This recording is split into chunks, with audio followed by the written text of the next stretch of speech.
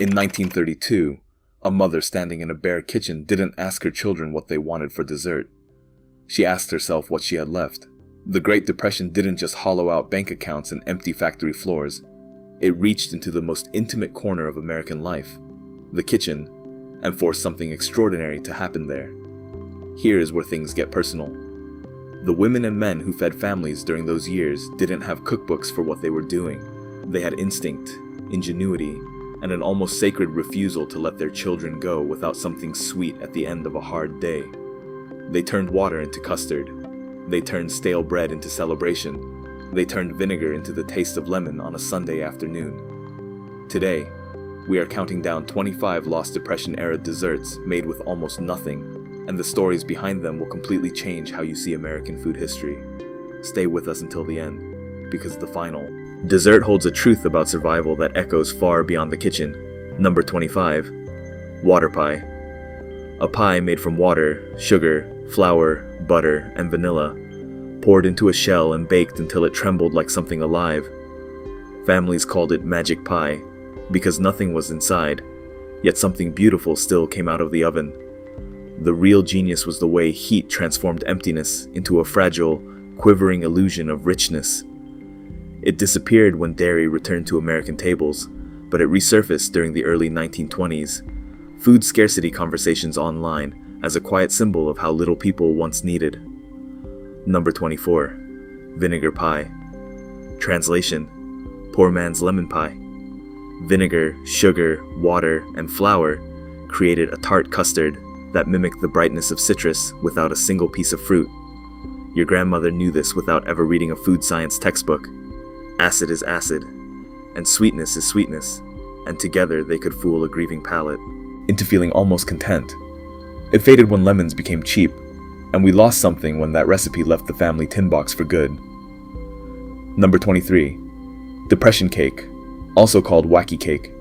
No eggs, no milk, no butter, just vinegar, baking soda, flour, oil, and cocoa, rising together like a small miracle in a pan. Children pressed their faces to oven windows and watched it climb. And get this, it still lives today, quietly thriving in vegan baking communities who found it not out of poverty, but out of principle. Number 22. Vinegar cookies. Crisp, pale, and impossibly light, these sugar cookies replaced eggs with vinegar and baking soda, and asked nothing more from a pantry already running on fumes. They were packed into lunch tins, shared between children in schoolyards, passed between neighbors without ceremony. They tasted like simplicity itself, and they faded the moment eggs became an afterthought at the grocery store. Number 21. Potato candy. Mashed potato, mixed with powdered sugar, rolled thin on flour-dusted kitchen tables, spread with peanut butter, and cut into spiraling slices. The starch stretched the sugar further than anyone thought possible. Children helped press the sticky dough with small hands, not knowing they were participating in one of the most inventive acts of Depression-era cooking. It survives today only in Appalachian traditions, a quiet inheritance most of America has forgotten. Number 20. Mock apple pie. Ritz crackers boiled with sugar, cream of tartar, and cinnamon, poured into a crust and baked until they softened into something that tasted startlingly close to apple filling. Families told their children to close their eyes and believe it was real pie. And get this, most of them did. We lost something when this kind of imaginative, tender deception left our kitchens. Number 19. Cornmeal mush pudding. Thick, sweetened cornmeal cooked until it set firm, sliced into squares, and drizzled with sorghum or molasses. It was filling in a way that silenced the kind of deep hunger that settled into bones during long winters. Farmers fed it to children who had never tasted a cream-filled pastry and wouldn't have traded it for one. It disappeared as refined flour desserts climbed the American table and never looked back. Number 18. Bread pudding. Stale bread soaked in water or thinned milk, mixed with sugar and spice, baked until the kitchen smelled of cinnamon and something like hope. Nothing was wasted in your great-grandmother's kitchen. Not a heel of bread, not a crumb. But here is where it gets truly poignant. This dessert survives today, beloved and restaurant menu famous, while almost no one remembers it was born from absolute necessity. Number 17. Sweet potato pie. Mashed sweet potatoes sweetened with sugar, seasoned with spice, poured into a thin crust. A harvest time dessert that turned a cheap root vegetable into something that felt like abundance. It never truly vanished, but it became tradition before its origin, as survival food was fully understood. Your grandmother knew this without needing anyone to explain what abundance actually cost. Here is where things get personal. Every dessert on this list follows the same quiet logic. Replace what is missing, stretch what remains, and wrap scarcity in enough warmth and sweetness that a child at the table feels, for a moment, that everything is going to be fine. These weren't just recipes. They were acts of dignity. They allowed families to still light a candle, still mark a birthday, still feel human in a time when every economic force in America was conspiring to make them feel otherwise. Translation: dessert was never really about sugar. It was about saying, we are still here, and we still matter. If this history is moving you the way it moves us, consider subscribing and leaving a comment below. Tell us, did your family hold on to any of these recipes? We want to know what survived in your kitchen. Number 16. Raisin pie. Thick raisin filling simmered with water, sugar, and flour. A Sunday pie for when money was tight and dried fruit was the only fruit available for miles. It lasted longer than fresh produce, cost almost nothing, and tasted of something deeply particular to that era. Sweet, dark, a little melancholy. It faded when fresh fruit arrived year-round, and most Americans have never tasted it. Number 15. Mock cream custard.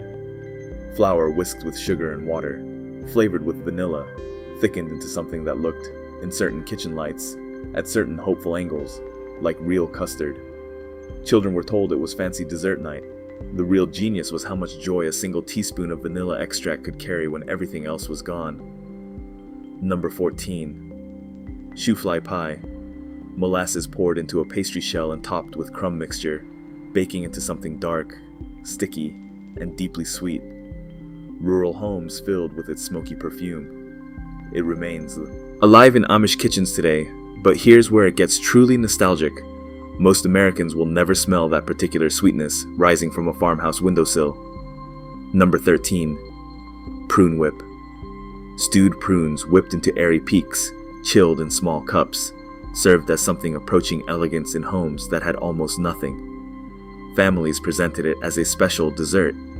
It faded with changing tastes, and we lost something when the patience required to transform a humble dried fruit into something beautiful stopped feeling worth the effort.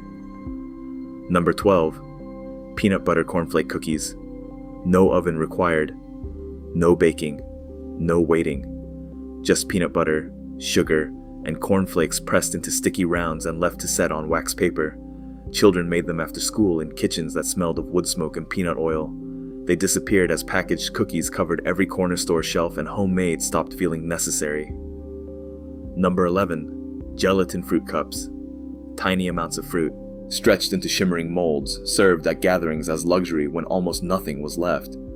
They looked like something from a restaurant window. And get this, that was entirely the point. Appearance was dignity, and Depression-era cooks understood this with a wisdom modern food culture is still trying to rediscover. Number 10. Date pudding cake. Dense, dark, and rich.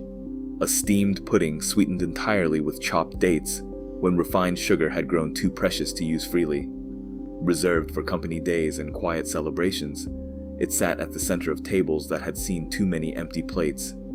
It survives today in heritage baking, but its origins as a Depression necessity are almost entirely forgotten. Number 9. Corn syrup fudge. Sugar stretched with corn syrup, cooked slowly in heavy pots on winter nights, stirred until arms ached and the kitchen windows fogged with steam. It required patience more than ingredients. It faded as commercial candy made homemade sweets feel unnecessary, and the specific kind of satisfaction that came from making sweetness yourself went quiet. Number 2. Sorghum syrup pie. Locally grown sorghum replacing imported sugar entirely. A dessert that tasted of independence, of land, of the specific sweetness that came from knowing your food. It still lives in Southern heritage cooking, earthy in particular and irreplaceable. Your great-grandfather knew this without ever calling it food philosophy. The final dessert. Number 1. Pumpkin sugarless pie. Pumpkin mashed with molasses and syrup instead of sugar. A harvest dessert that marked the turn from abundance to waiting, from autumn warmth to winter uncertainty. Families brought it to the table not just because it was sweet, but because the harvest itself felt like a mercy. It survives today as a fall tradition, but here's where it gets truly poignant. Almost no one making it today knows it was once made without sugar because sugar was simply not there. These 25 forgotten desserts tell a story that no history textbook fully captures. They reveal a generation that looked emptiness in the face and chose, again and again, to make something beautiful from it. Every cracker pressed into mock apple filling, every potato rolled into candy, every stale loaf transformed into warm pudding. These were not just recipes. They were proof that creativity does not require abundance. It requires only the refusal to stop caring. We lost something when these recipes faded from our kitchens. We lost the memory of what it truly cost to sit at a table together and feel grateful for something sweet. But we haven't lost it completely. Not yet. As long as we keep telling these stories. Thank you for watching Lost American Memories. Subscribe for more forgotten stories. Share this with someone who still remembers their grandmother's kitchen. And never forget how America learned to survive on almost nothing, and still found a way to make it taste like home.